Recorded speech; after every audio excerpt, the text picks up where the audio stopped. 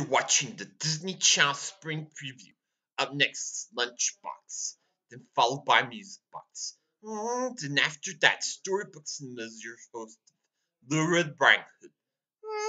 Today, only on the Disney Channel.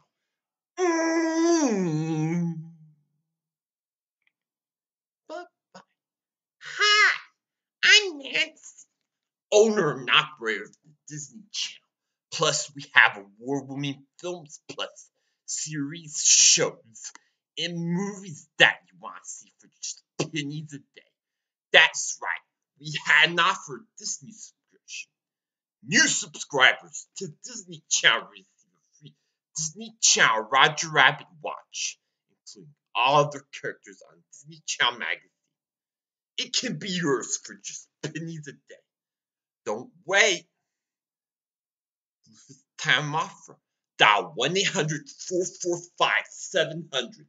That's 1-800-445-700. And get a complete free onto your Disney Channel Roger Rabbit watch. The Disney Channel, America's Family Network.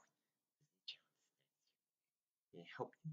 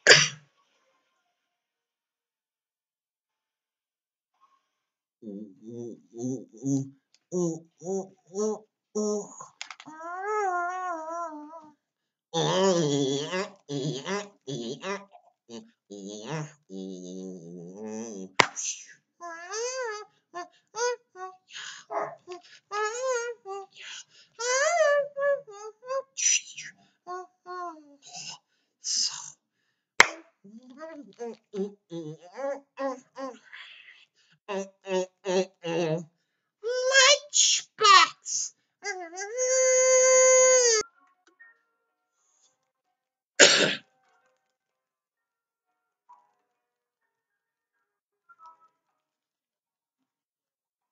One afternoon, Paddington was making his way back to number 32 Windsor Gardens after doing the day's shopping when he stopped by a building site for a rest and a quick snack. As he did so, he happened to glance through a nearby knot-hole. Paddington liked knot-holes, especially ones outside building sites. You never knew quite what to expect on the other side, and for once he wasn't disappointed. In fact, he was glad he was bending down, otherwise he might have fallen over backwards with surprise at the sight which met his eyes. The men weren't at all like the usual workmen. They were much too well dressed. But by the time he got his opera glasses out in order to take a closer look, they had disappeared. Paddington rubbed his eyes several times in order to make sure he wasn't dreaming, then went on his way with a thoughtful expression on his face. It was all very mysterious, and it definitely needed investigating. Paddington stayed up late that night, writing the details down in his scrapbook Our and drawing a tracking. map of the area. After carefully marking in the spot where he'd seen the men burying the box, he added his special foremark to show that it was different. And after setting his alarm clock, in order to make sure he was up bright and early, he climbed into bed. Soon, he was fast asleep.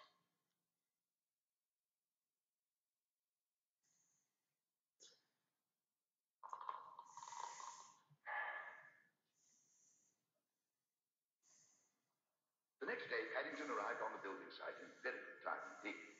And having made sure no one was watching, he peered down into the hole. But to his disappointment, there was nothing to be seen. He felt very glad that he brought a spade with him. The more he dug, the more disappointed he became. In fact, apart from a piece of an old plate, there was nothing to be found. And he was just about to stop for some much-needed breakfast when he was startled by a loud cry from somewhere nearby. What's going on? What are you doing now?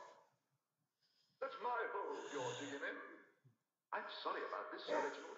I can't think how it happened. I'll have you know this is Sir Reginald Barker, the archaeologist. He's famous for his Off and tracking. back away. The way Sir Reginald was jabbing his finger, you could quite see how he got his reputation. Careful now. May I have a look at that, please? If you like, Sir Reginald, said Paddington, but I'm afraid it's a bit old. Old? Why, it must be early Roman if it's a day. Early Roman. His face had but he was fresh yesterday. Mrs. Bird wouldn't let me eat anything that old. I'm not talking about your marmalade sandwich, Bear. I'm talking about this plate. It's just what we've been looking for. The missing piece to make up an almost perfect Roman dinner service made over 1,000 years ago. Sir Reginald and the country are grateful. I see you digging up some Roman remains, Mr. Brown, said Mr. Gruber later that morning over their delivery. Sir Reginald said they'd been looking for it for weeks, said Paddy. They'd given up because the builders were about to start work and they were going to bury a posterity box to mark the spot. That's what they were rehearsing yesterday. The posterity box, Mr. Brown? It's a box with lots of different objects inside to show people in the future what life was like today, explained Paddy. Sir Reginald said I could put something in myself as a reward if I like. How nice, said Mr. Gruber. And at least it's cleared up the mystery. But a difficult task, knowing what to choose. You are welcome to anything you can see, although I'm afraid it is all antique. Thank you very much, Mr. Gruber, said Paddington, but I think I may leave one of my samples. If they dig it up in 100 years' time, it'll probably be an even bigger mystery than the one I had to solve.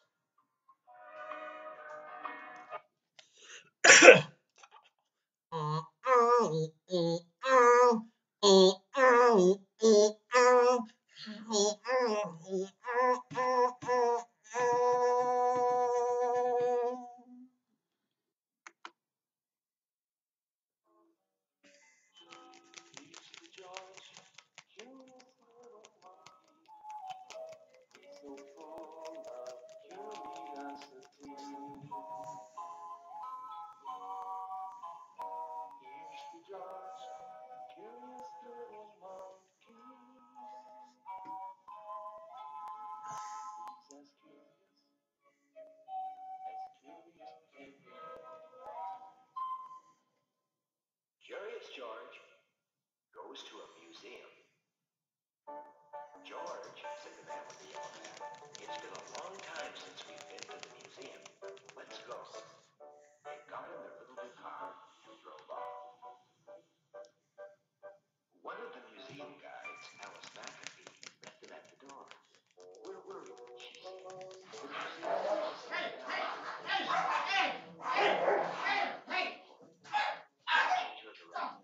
Come on, children, she said. I'll take you on a tour. Why don't you join the tour, George? Said the man. I'll meet you here later. This is the African room, said Alice. Here we have a display of monkeys from different parts of Africa.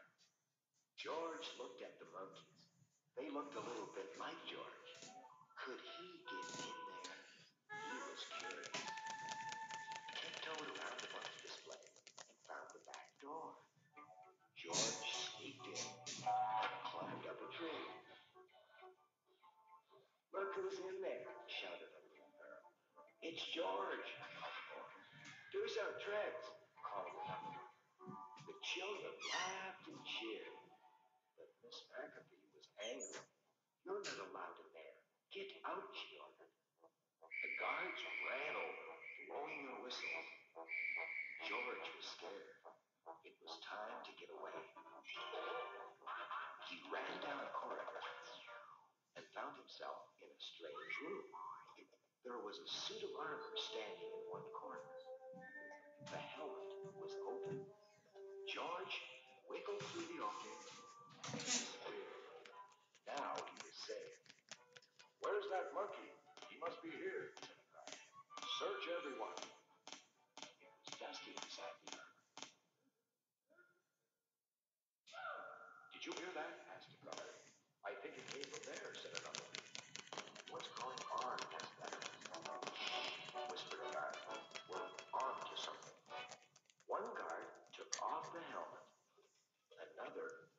army. And there was George. "Now we've got you," shouted the guard. Poor George. "Wait," cried Miss McAfee. "Do you see what I see? I don't believe it. Somebody must have put it in there. I'm so happy that sword is safe." George was scared. What would they do to him? "You've been very naughty," said Miss McAfee, "but you did lead us to the lost sword. Guard, why don't you let me go this time?"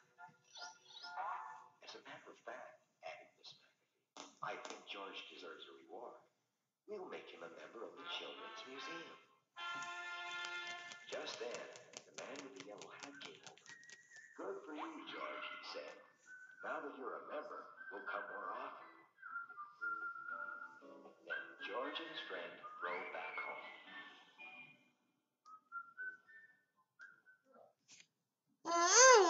Yo. I'll try. Yo. Yo. Lunchbox.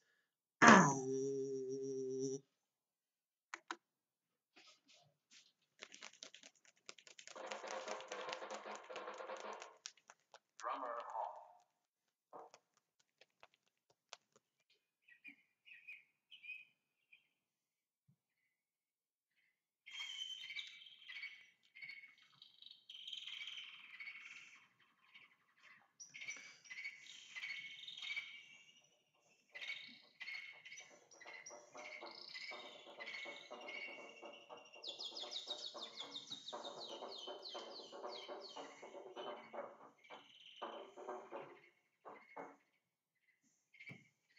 Drummer Hall.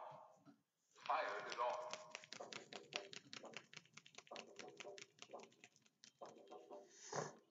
Private Carriage brought the carriage.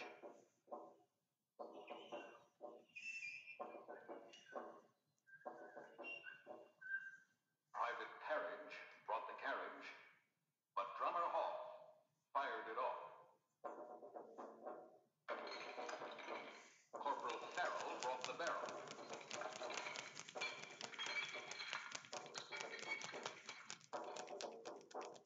Corporal Farrell brought the barrel. Private Carriage brought the carriage,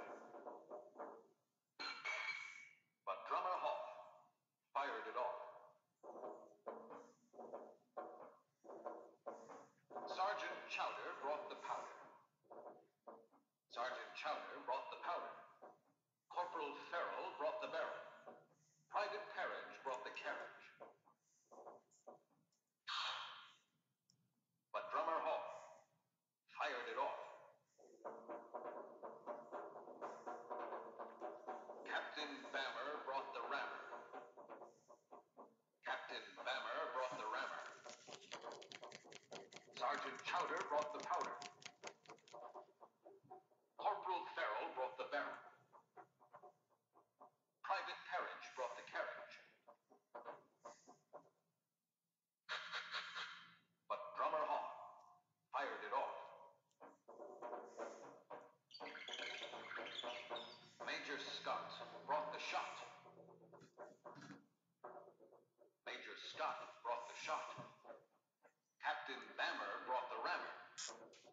Sergeant Chowder brought the powder. Corporal Farrell brought the barrel. Private Carriage brought the carriage,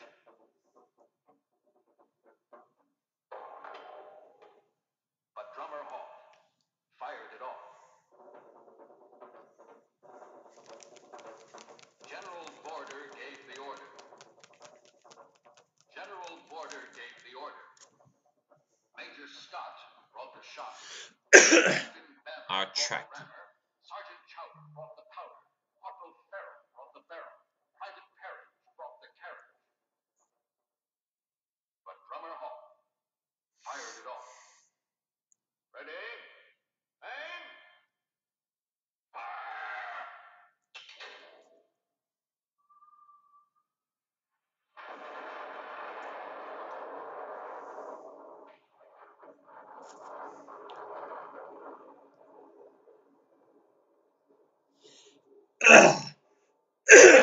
I'll try.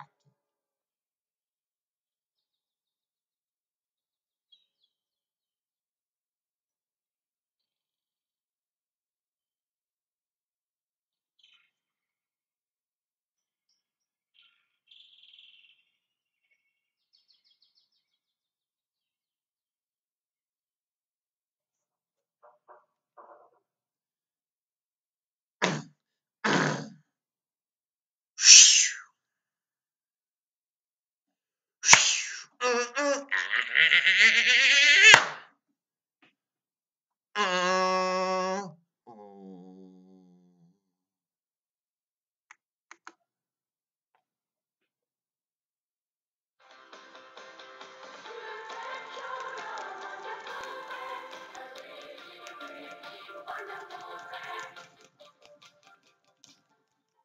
One summer's day, Rupert's out walking when he hears something that sounds like squawking. What's that odd noise? Wonders Rupert as he crosses a stream. And as he does, in the water, he sees something blue. Why? It's a gold medallion from someone's necklet. But whose? Thinks Rupert as he puts it in his pocket. Just at that moment, Gregory Guinea Pig comes along. Rupert, he calls, can you hear that strange song? Yes, Gregory, replies Rupert. But look what I found in the stream. And as he shows off the medallion, there's a splash and a scream. What was that? Shouts Gregory. It came from over there. Someone's fallen in the pond, exclaims the worried little bear. Come on, Gregory, cries Rupert. Let's go. I'll follow on, says Gregory, who is a bit slow. At the pond, girl guides are helping someone in a soaking wet dress. I went to pick a water lily and it pulled me in, she cries in distress. The guides take the little girl home, leaving the puzzled chums alone. How strange, says the little bear. I can't see a water lily anywhere. Look, Rupert, Gregory says nervously, floating towards us. That must be the water lily. The water lily floats towards the chums who can't believe their eyes. And then it goes under the water, much to their surprise. And as soon as the water lily disappears, a giant frog from nowhere appears. The big frog frightens Gregory, and he's gone in a flash, making the frog dive into the water with a splash. Come back, Gregory, the frog's gone. But Rupert shouts in vain. Gregory can't hear him because the singing noise has started again. That noise is much louder now, thinks Rupert. It's deafening. I'll have to go and find out just what it can be. The little bear follows the sound up a rocky slope. I'll soon know what's making that noise, he says, full of hope. And what Rupert finds fills him with surprise. Everywhere, frogs are croaking. He can't believe his eyes. But when the frogs see Rupert, they all hop away. I won't harm you, he calls to them. Please stay. But they don't. So Rupert follows the frogs round a large rock and meets up with an even bigger frog. It gives him quite a shock. What are you doing here? The big frog asks. This is odd, I mean. Although Rupert's worried, he notices a medallion's missing from the frog's chain. Is this yours? Asks Rupert, holding the medallion up high. Why, yes it is, the big frog says with a thankful sigh. What can I do for you? The frog asks, scratching his head thinking. Says Rupert. I'll check. Why are all the frogs croaking? They are singing a welcome for our king, says the frog, who's here to see Nutwood waters nice and clear. Yes, every 200 years the king visits every lake, river, and stream, because he has to make sure the water's pure and clean. Could I meet your king?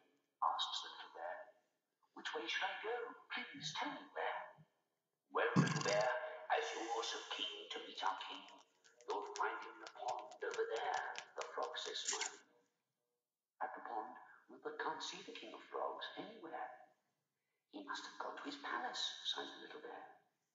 Why, there's that unusual water lily again, says Rupert with a frown, as the strange flower moves towards him, bobbing up and down. But the beautiful flower is a fantastic jewel. The king frog's crown, not a water lily at all. The king of frogs greets Rupert with a smile, and the two stand and talk for a while. Later, on his way home, Rupert sees the girl guides and explains the mystery of the strange noise and the unusual water lily.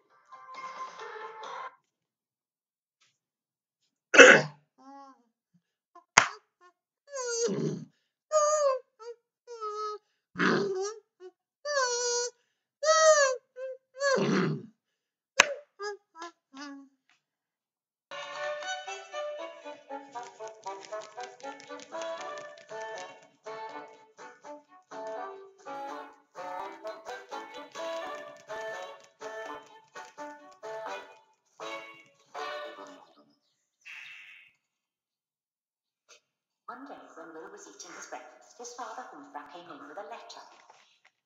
Dear everybody, just a word to let you know that our Percy is coming to stay with you tomorrow for a week. Auntie Hannah.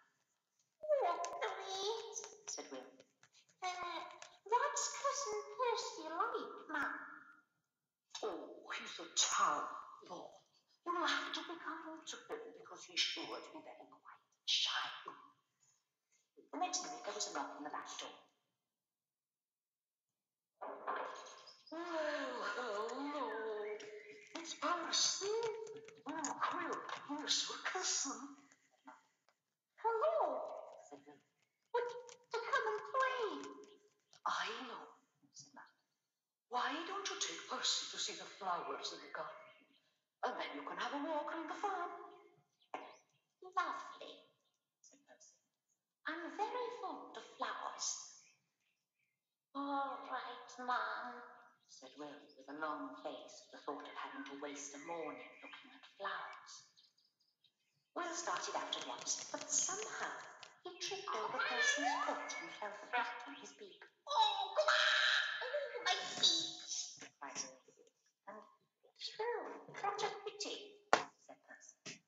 But Will couldn't help feeling that there was a shadow of a smile on Percy's face. It was very strange how Will had several accidents during the next few minutes, but nothing happened to Percy. For example, when Percy went through the garden gate, it was as if he hadn't noticed that Will was behind him, and he closed the gate right against Will's beak. Cried Will again. But there were so many tears in his eyes, he didn't notice the sly smile on Percy's face. Then Percy asked Will to smell a particularly beautiful rose. He didn't notice, he said, that a bee was sipping nectar from the flower at the time, and when Will went to smell the flower, he was stung right on the tip of his beak. What a noise that was then! Will crying, oh, I want louder than ever, and Percy laughing aloud. I'm so sorry, Will. When Will saw Percy laughing, he lost his temper. A shy, quiet little town noisy whack. Take that. And the air was full of noise as the two wrestled on the ground, whacking and rolling about until they stopped the blood flat on their backs, quite out of breath. Then when Will got to his feet, fully intending to start again on Percy, he saw him grinning from ear to ear. Whack. That was a bit of fun. Wasn't it, Will?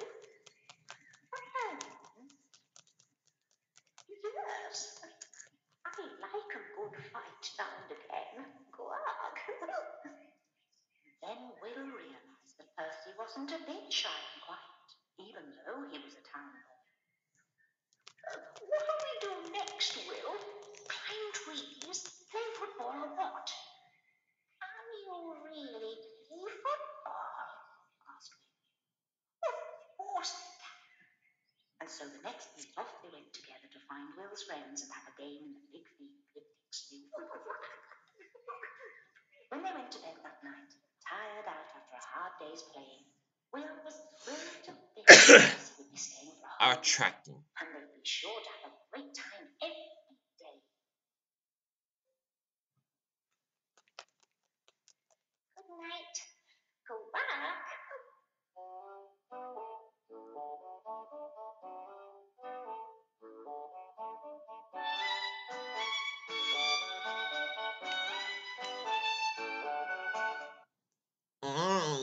Curious George.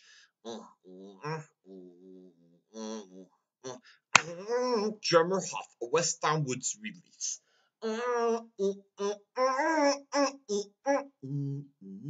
Rupert, Animated Express newspapers.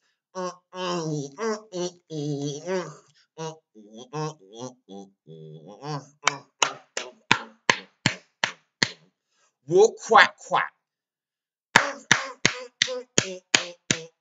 Mike Young, S4C.